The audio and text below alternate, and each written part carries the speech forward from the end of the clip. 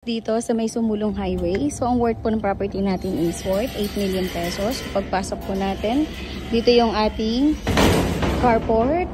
And then, meron po tayong space para sa access natin sa ating dirty kitchen. Now, let's proceed po sa ating main door.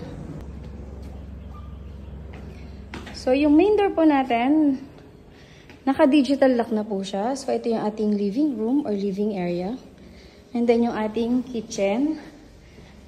And dito po yung ating dining. And meron po tayo ditong common toilet and bath. Then, proceed po tayo sa ating second floor. Sa second floor po, meron po tayo ditong 3 bedrooms. Ito po yung ating first bedroom. The second bedroom.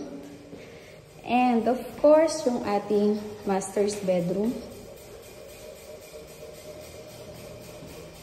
Meron pong sariling toilet and bath ang ating master.